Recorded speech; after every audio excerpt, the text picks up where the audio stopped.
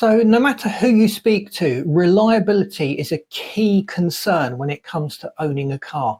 If your car has started to let you down, that's often a trigger to people to get rid of the car. The question that we're going to look at in this video is how can you keep your car's reliability and avoid the breakdowns that often happen. And we're going to look at some key areas that we should be focusing on that can pretty much guarantee that we will never experience a breakdown in our car.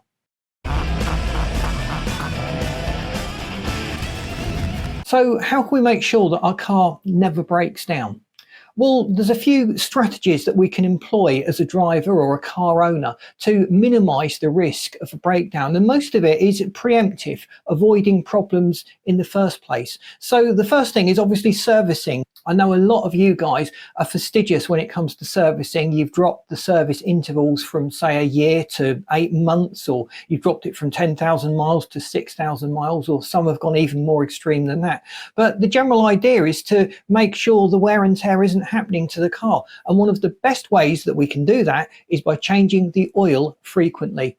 Oil becomes less protective as it ages. It collects more debris. The oil itself breaks down. Now, modern synthetic oils are much better than older mineral oils, but manufacturers specify a very specific additive pack in the oils. So it's key really that we are using the correct oil and we're changing these service intervals. And it's not just the oil. We should be looking at the filters as well, the air filters, the spark plugs if our car has got them, and all the other aspects of owning a car require that we keep on top of the service intervals. So certainly whatever the age of our car, it should be seeing a mechanic, or we should be going through the basic routine maintenance on an annual basis or on a yearly basis. So wouldn't it be great if we could anticipate psychically faults that are coming up on our car? Well, there is a way of determining what faults are most likely to happen on our car, and that's by researching our model, our engine, online. There's thousands of posts in various forums, our own forum, there's lots of others out there that really highlight weak spots and problems that people have had with their car, and you will often notice patterns emerging. So some brands of car may experience electrical issues or leaks at certain mileages. So if your car is coming up to this mileage, you can preempt that problem by addressing the source of that problem. So in the case of electrical problems, if it's sensors that are starting to fail, just replacing those sensors within a reasonable bracket of when these faults typically start to happen, you should never experience those faults. If fluid leaks and other leaks from the car are a problem, replacing the pipes and the hoses can go a long way to guaranteeing that you won't get that problem. That's the key really, doing the research and finding out what the common faults are, because if it's a common fault, it's probably going to affect us and our car at some point in the future. So just following on from that, overhauling the car. So we're not even talking about major stripping down the engine and rebuilding it. We're just talking about the common things that deteriorate with age: plastics, rubber, particularly hoses, connectors on hoses, and various housings can often start to fail just through time. So if we have done a visual inspection of our engine bay and we notice that some of these pipes are looking shabby, worn, the rubber is starting to degrade, it would be good to just get on top of that before it becomes a problem and just dismantle those pipes and replace them so that we don't suffer from the inconvenience of a breakdown. So another thing that we should be doing as a driver to just keep on top of the reliability is choosing additives and fuel very carefully. Some additives are very good at keeping the injectors and keeping the engine running clean and efficiently, and it's really keeping on top of that engine's clean burn that maintains the reliability of the engine. It's when it starts producing lots of soot in the combustion process and this starts building up on other components in the car that you start to see a degradation in performance, and that's when you start seeing a hit to reliability in the long term. But we've done other videos on various injector cleaners and additives that you can add to your fuel. A lot of the ones out there just make massive claims on the bottle but do very little in reality to improve your car. So let me know in the comments what additives you swear by, which ones you use regularly, and if you've had any bad experiences, I'd like to know about those as well. Some additives that maybe you feel you've wasted money on. And choosing fuel as well, we're not just talking about the correct octane, which is critical. If your car is set up and will use high octane fuel more effectively, you'll be an idiot to drop down to a lower octane of fuel.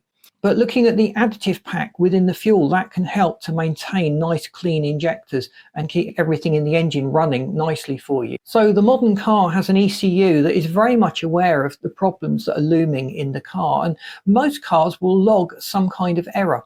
So they might log a misfire, and it might be something you as a driver don't notice in daily running because it happens infrequently. So getting an OBD2 code reader that just plugs into the OBD2 port, they've either got a built-in interface screen themselves, or you can use your mobile phone with an app and read off any error codes and reset the error codes. If these start coming back, that can indicate there is potentially a problem looming, and it can help diagnose these potential issues before they become a problem. So the OBD2 port readers are really a must-have if you want to keep on top of the reliability of your car and just avoid those problems. And they are relatively cheap now. About 60 or 70 pounds will get you a good quality one that will let you download the codes, and various other more expensive ones may give you access to other parameters inside the engine and might have wider data logging facilities that you can use to just further diagnose these potential problems that come up on your engine. And the last thing we can do to maintain reliability of our car is our driving style. Now, I've done lots of videos on proper warm-up techniques of the engine, avoiding low RPM driving and avoiding high RPM driving. It's doing those two for excessive periods, sticking in the low RPM and trying to accelerate, or staying in the high RPM band, particularly when the engine's cold. These can cause damage to the engine. They can accelerate the wear and tear. So maybe you won't notice it in the life expectancy of the car, but in some models you may be cutting the lifespan from 150,000 miles to 100,000 miles, and it'd be a shame to lose out on all that potential mileage you've got just because of the way you've been driving the car.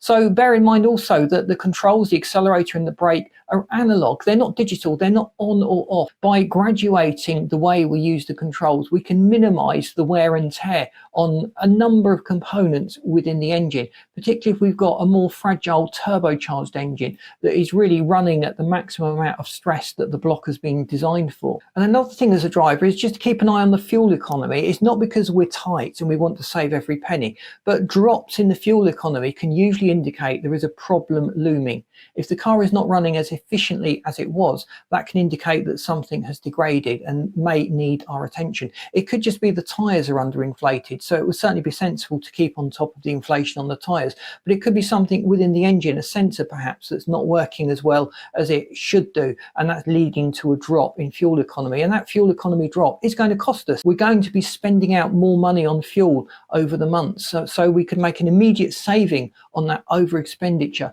just by addressing the reason for that drop in MPG. And again, I've done a video on various causes of reduced MPG, so check those videos out if you've noticed that your car is suddenly less economical than it once was. So thanks for watching. Please boot the like button. That really does help us to get out there, and I've lined this video and this playlist up for you, and if you haven't subscribed, please do so. Would hate you to miss out on all the great content we've got planned. Thanks for watching. See you in this next video.